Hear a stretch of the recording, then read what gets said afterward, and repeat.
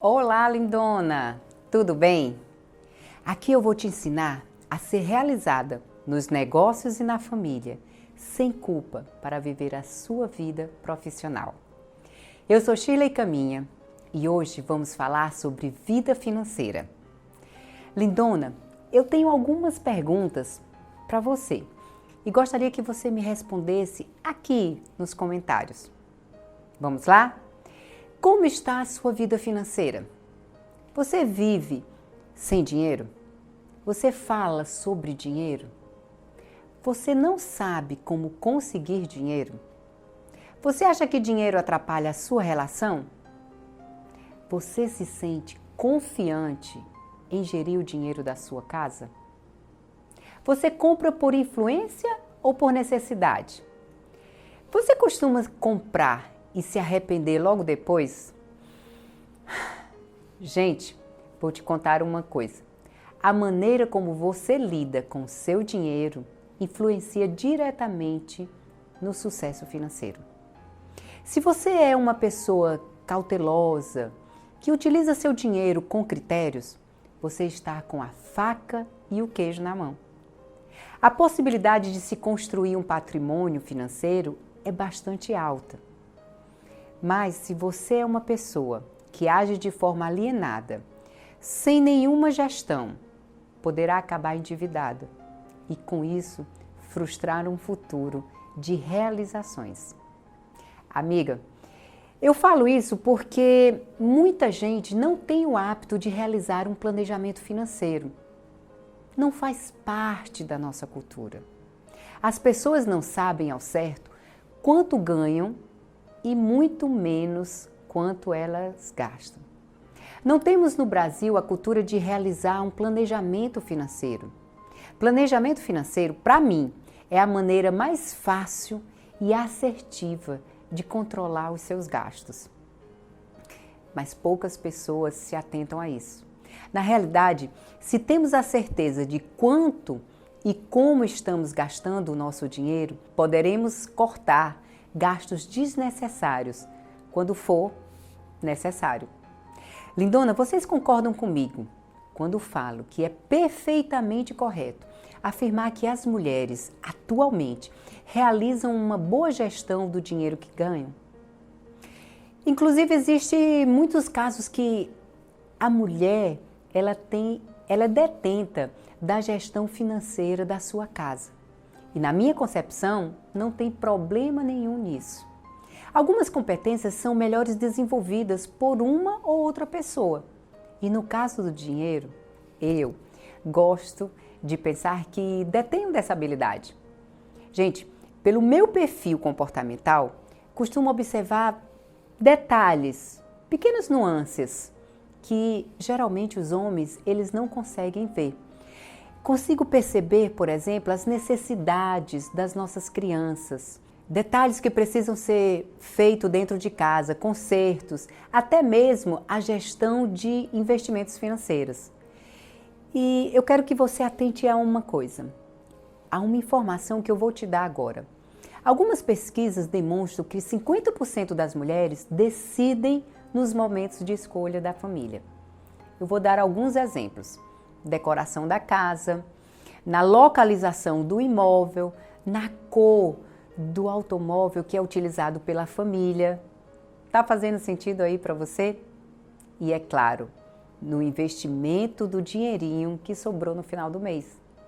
Lindona, observe que somos mais cuidadosas em tudo que fazemos. Querem uma prova disso? Estatísticas demonstram que os homens se envolvem mais em acidentes de carro, elevando muito mais o custo do seguro dos carros. Eu creio que toda educação ela deve ser iniciada em nossas casas, inclusive a educação financeira.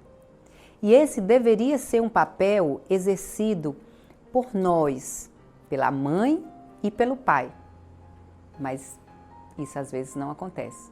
Eu também acredito que a educação financeira ela deveria ser matéria fundamental nas escolas dos nossos filhos. Olha, se isso acontecesse, eu tenho certeza que evitaria grandes traumas futuros. No meu entendimento, se tornar uma pessoa próspera não está ligada diretamente a ficar rico, e sim a fazer o bem, economizar antes para utilizar depois, servir o outro, ou seja, sempre que possível, ajudar o próximo. Agora, lindona, eu tenho algumas perguntas particulares para te fazer. Não precisa responder alto, apenas mentalmente. Vamos lá? Você tem dívida em atraso? E no cartão de crédito, você tem saldo estourado? Você costuma, ou melhor, você acumula financiamento em atraso? Minha amiga, você não está sozinha nessa. Vem comigo, eu posso te ajudar. Se você está pensando como, com o desenvolvimento de um planejamento estratégico financeiro. Mas antes disso, eu quero te contar um caso que aconteceu com um coach meu. Coaches são aquelas pessoas que eu faço trabalhos individuais. Em uma das sessões que estávamos realizando, ele relatou, diante do processo, que o planejamento estratégico que tínhamos feito para a empresa dele estava indo de vento em popa. Entretanto, ele não conseguia ter reservas pessoais. Isso deixava ele muito frustrado. Então eu fiz para ele a seguinte pergunta: quanto você quer guardar e em quanto tempo? Ele pensou e respondeu: 15 mil reais em 3 meses. E aí pedi que ele relatasse para mim como era o dia dele, como eram as despesas dele. Se ele almoçava fora, quantas vezes ele fazia isso, durante a semana, se ele com frequência trocava de celular ou de carro, se ele percebia que ele tinha gastos com roupas, acessórios, com coisas desnecessárias. E aí, com uma simples mudança de hábito, tudo pode mudar na sua vida. O oposto do quero sempre mais é saber que tem o suficiente. E aí, dessa forma, ele percebeu que dos 7 dias da semana que ele fazia refeição fora de casa, ele reduziu para 2 vezes na semana. Uma vez que reduziu a ida aos shoppings e restaurantes, suas compras também diminuíram. Além de, a partir daquele momento, ele iria estipular um valor que ele iria guardar semanalmente. E agora, se ele conseguisse chegar no valor que nós tínhamos estipulado naquele planejamento estratégico, ele iria celebrar, como quando uma criança ganha um presente. Isso é uma ferramenta de neuroassociação. Ao final de 38 dias, veja qual foi o resultado. Ele tinha acumulado 18 mil reais. Em outras palavras, ele atingiu a sua meta em menos de 40 dias. E qual era o previsto? Eram 3 meses, 90 dias. Sabe qual é a reflexão que eu trago nessa história? É que pequenas mudanças geram grandes resultados. Como eu faço qualquer coisa, eu faço tudo. Precisamos de planejamento estratégico para todas as áreas da nossa vida. E o financeiro não poderia ser diferente. Em primeiro lugar, lindona, entenda que em muitos casos podemos resistir às tentações financeiras, que nos é imposta todos os dias. A mídia está aí para isso. Você não precisa de tudo que as suas amigas e seus amigos querem ou possuem. Não podemos nos iludir com o famoso cartaz oferta especial ou Black Friday. Devemos levar sempre em consideração o nosso emocional versus o racional. Festas, presentes, comemorações, todas essas emoções devem sempre vir junto com decisões racionais. Decisões essas que são decisões importantes. Não estou dizendo aqui para renunciar tudo e todos. Como aquele meu coach, ele não deixou de almoçar fora. Ele apenas reduziu para um bem maior, para um propósito, para algo que ele queria. E sim, estou falando de pensar no que podemos fazer naquele momento de maneira que não venha nos causar danos posteriores. Richard Thaler, um economista comportamental americano e ganhador do Prêmio Nobel de 2017, falou em uma das suas teorias que nossas decisões são muitas vezes mais irracionais do que imaginaríamos. Meu marido, por muito tempo, falava que não deixava as coisas usufruírem dele, e sim, ele deveria usufruir das coisas. Tudo deve ser feito com coerência. Acredito que o melhor usufruir é no final da conquista. Temos um tempo para tudo na vida e devemos respeitar esse tempo. Enfrentar a falta de recursos pode ser algo novo de se lidar, mas nos dias de hoje é algo que não conseguimos escapar com facilidade. Entenda que em nosso país lidar com dinheiro não é uma coisa fácil. É ou não é verdade? Desemprego, juros exorbitantes, inflação alta, sem falar na corrupção, que parece não acabar nunca. Seja isso pela nossa realidade ou até mesmo pela realidade das outras pessoas. Entenda, minha amiga, que mesmo que tentamos ser otimistas, acabamos contaminadas pela realidade de outras pessoas. E isso é inevitável, nos remeter ao medo, à insegurança. Nesse momento vem a famosa pergunta: o que posso fazer frente a essa realidade, Shirley?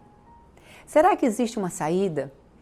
A excelente notícia é que a resposta é sim, a divina providência, Deus. São nos momentos de atribulações que nossa fé é desafiada, é provada. E quando isto acontece, sempre realizamos muito mais do que imaginaríamos poder. Nesse caso, vou tentar ser um pouco mais clara.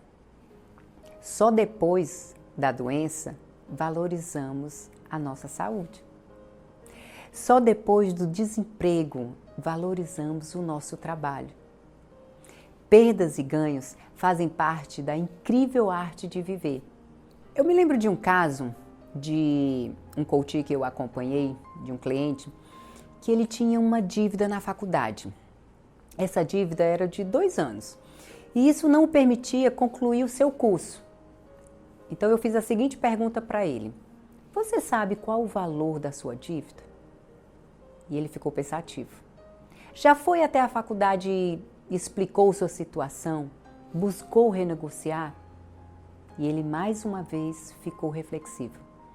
Ele me respondeu: não. Por quê? Medo. O medo nos paralisa. O medo faz com que não conseguimos enxergar a saída e as oportunidades. Às vezes, a estrada para a cura do medo passa pelo próprio medo. O medo de ser rejeitado, o qual ele passou na infância, o assombrava até os dias atuais.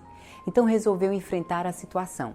Foi na faculdade, pediu para que os juros fossem retirados e a dívida parcelada. E pasmem vocês, nesse momento o inacreditável aconteceu. Sua dívida foi zerada e a única condição que foi colocada pela reitora foi que ele deveria reiniciar o semestre e concluir o seu curso, o qual aconteceu 1 ano depois. O que nos leva a crer é que não podemos parar diante dos desafios ou da crise financeira. Por outro exemplo, eu lembro da Madre Teresa, que dizia o seguinte: quando não puder correr atrás dos anos, trote. Quando não conseguir trotar, caminhe. Quando não conseguir andar, use bengalas, mas nunca parem. Lindona, uma outra coisa que não devemos fazer é fugir da realidade. Assumir a verdade, por mais dura que seja, é o primeiro passo em direção à saída. Veja como exemplo, quando você pede um Uber pelo aplicativo, a primeira informação que lhe pede é onde você está. Pois dessa maneira ele vai conseguir chegar até você para te levar naquela trajetória até onde você quer chegar.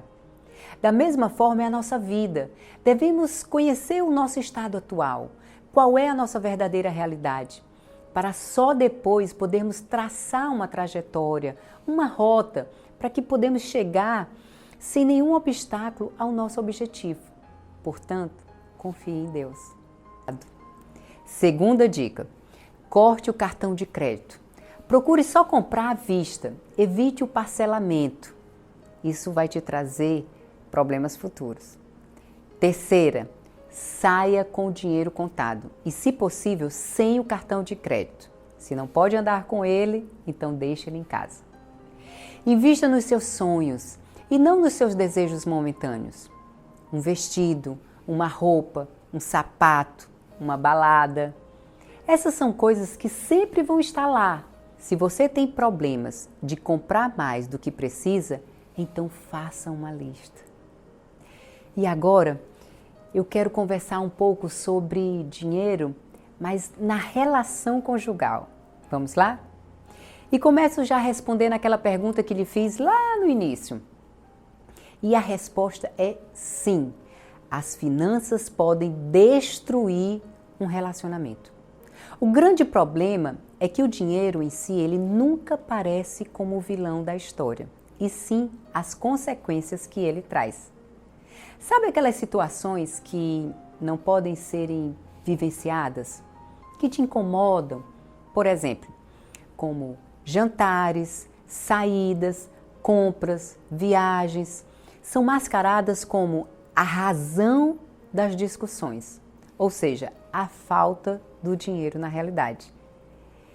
Sendo que, na grande maioria, ele é o vilão. Veja só, minha amiga, as dívidas, os gastos sem limites, tudo isso fazem com que os casais passem menos tempo juntos e o pior, quando estão juntos, passam a discutir mais, sendo menos felizes.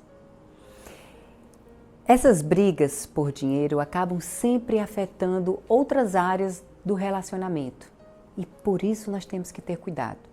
Você já deve ter notado que a falta do dinheiro traz uma série de problemas de saúde, como dores de cabeça, insônia, levando inclusive à depressão. Gastamos nosso tempo nas preocupações com algo que não está sob a nossa gerência. A palavra de Deus fala que um casal é uma só carne. E no início do meu casamento eu não entendia verdadeiramente que eu e o Eudson nos tornamos uma só carne, uma só pessoa. Éramos uma só carne quando ganhávamos algo. E eu confesso a vocês que especificamente eu fui muito machucada na minha infância. Existiam muitas feridas dentro de mim que me atrapalharam muito no início do meu casamento. O que eu quero dizer é que não tínhamos essa visão com relação ao dinheiro e isso nos trouxe várias discussões.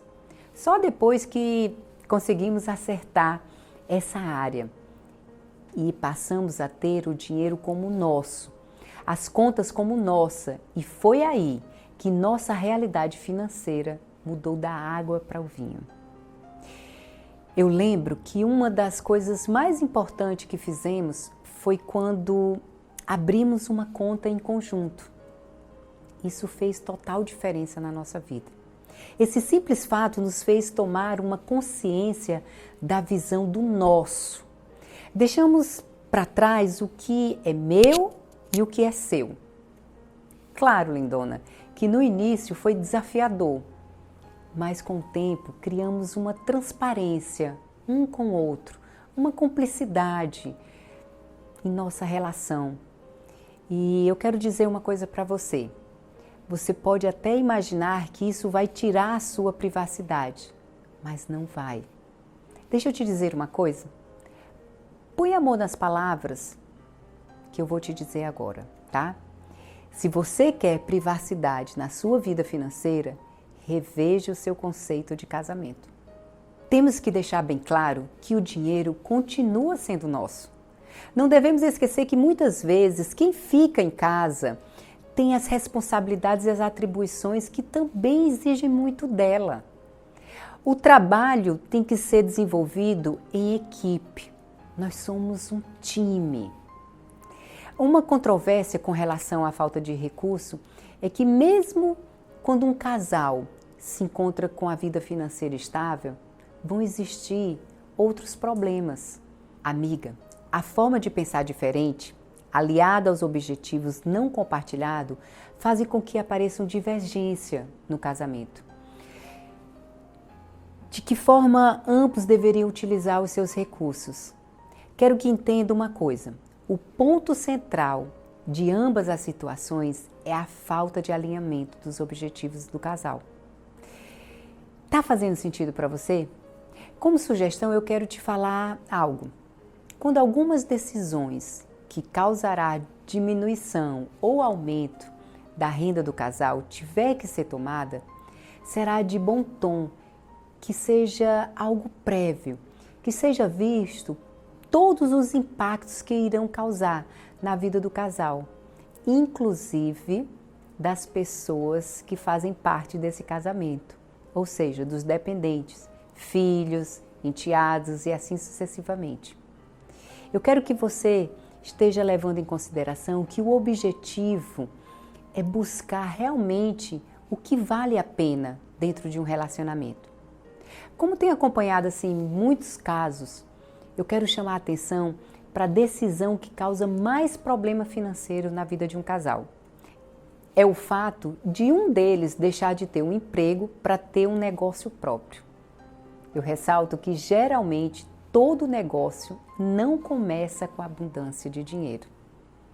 E que o retorno financeiro se dá em algum tempo depois. Portanto, é imprescindível que esta seja uma decisão bem pensada, entendida e aliada com o casal, pois, sem sombra de dúvida, isso afetará todos os envolvidos da família. Imagine que seu dia a dia, no início de um novo negócio, poderá ser desafiador. E a sua casa, ela vai perceber e vai sentir isso. Se não tiver harmonia em casa, ele não vai conseguir prosperar no seu negócio e na empresa. Comece a ouvir a opinião do seu parceiro e seus planos só vão dar certo. Só aí você perceberá que tudo vai ficar melhor e mais fácil quando existir sinergia e comprometimento entre as partes. Posso afirmar que a inteligência financeira é uma combinação de 90% de inteligência emocional e apenas 10% de informações técnicas sobre finanças e dinheiro. Na verdade, uma combinação entre emoção e razão, que temos que levar de forma a se comportar e agir. O que realmente controla a vida financeira são as emoções ou são os pensamentos? Já parou para pensar nisso? Na minha experiência de 25 anos como executiva de uma multinacional, trabalhando com desenvolvimento de pessoas, a grande maioria das pessoas sabe o que é necessário para evoluir financeiramente. Porém, poucas pessoas fazem o que é necessário para equilibrar a equação e se tornarem prósperas. Minha amiga. Lindona, essa é uma grande realidade. Mas não se preocupe, porque, como diz o Fernando Sabino, no fim tudo dá certo. Se não deu certo, é porque não chegou ao fim. Ou seja, o melhor de tudo é que já existem novos caminhos para te ajudar nessa questão. Cursos, artigos, palestras e outras coisas que irão te tornar muito mais sábia no cuidado das finanças da sua casa. Amiga, no seu caso, quem está ganhando esse jogo? São as suas emoções ou é a sua razão? O que não se avalia, não se prospera. Então vejamos, você gasta mais do que ganha? Vive em um padrão acima da realidade financeira que você tem? Se for esse o caso, quem está ganhando são as suas emoções. Seu dinheiro é algo muito precioso. Trate ele com cuidado e com respeito. Procure sempre que possível um treinamento financeiro. Às vezes, as pessoas são ótimas em algo, mas não conseguem sucesso em outro aspecto da vida. Tem gente que dança muito bem, mas é péssimo com matemática. Ainda existe aquelas pessoas que tocam instrumentos divinamente bem, Eu queria ser uma dessas. Mas não consegue se relacionar com outras pessoas. E aí, eu me recordo de um outro caso que aconteceu comigo. De um diretor de uma grande empresa, o qual eu fui chamada para fazer um trabalho específico com ele. Na verdade, eram duas pessoas, eram dois líderes fantásticos. Um deles já era diretor de alto escalão e o outro, gestor financeiro excepcional. E ao chegar lá na empresa, onde eu fui conversar com a pessoa responsável pelo RH dessa empresa, eu fiquei surpresa quando ela me falou que os dois eram indispensáveis para a companhia, mas que os resultados deles com pessoas eram devastadores. E sabe o que é que aconteceu? Começamos a fazer um trabalho individual, de forma separada. Assim eu dei início ao processo. As habilidades financeiras e de gestão eram incríveis, mas seu lado emocional praticamente não existia. E aí sabe o que foi que aconteceu? Começamos a desenvolver esse trabalho e eles me falaram que trabalhar com pessoas era um desafio diário. Durante as sessões, eles superaram as expectativas, conseguiram ultrapassar suas crenças limitantes e passaram a ser líderes amados e respeitados por sua equipe. Ao término do processo, os dois tinham desenvolvido habilidades que os fizeram realmente se tornarem suas melhores versões. Quem se planeja e se prepara, economiza sempre. Por outro lado, pessoas que não sabem lidar de forma inteligente com o dinheiro têm frequentemente que apelar para empréstimos de cartão de crédito ou de cheque especial. Qual tem sido sua realidade? Isso tudo custa caro e leva embora suas economias. Até a sua saúde melhora quando você desenvolve inteligência financeira, sabia? É verdade. Há ganhos na qualidade de vida, a sua imunidade também aumenta. Rotineiramente você começa a caminhar mais para evitar até custo com Uber, táxi, combustível. Passa a comer melhor cozinhando em casa. Até porque fast food custa caro e faz mal à saúde. Passa mais tempo com a família, melhorando os relacionamentos. No fim das contas, lidar bem com o dinheiro traz benefícios em diversas áreas da sua vida e você sempre sai ganhando, de forma diferente e positiva. Agora vamos fazer uma retrospectiva. Nós falamos aqui sobre vida financeira. Como você faz qualquer coisa, você faz tudo. Tenha um planejamento financeiro. Ele lhe ajudará a construir seus sonhos de vida pessoal e profissional. Saiba, sem sombra de dúvida, o quanto você ganha e o quanto é as suas despesas. Se for o caso, assuma a responsabilidade das finanças da casa, mas nunca esqueça de compartilhar e dividir com seu cônjuge a decisão de onde e como investir o seu dinheiro. Não podemos ser influenciadas pelos apelos promocionais de vendas. Devemos sim ser mais racionais na hora das compras. E por fim, não vamos deixar nos levar pelos momentos de euforia e comprar tudo o que vemos pela frente da nossa cabeça. E o mais importante, confie em Deus. Lindonas, hoje ficamos por aqui, mas com certeza, em muito breve, conversaremos novamente. Um forte abraço, um beijo e fiquem com Deus.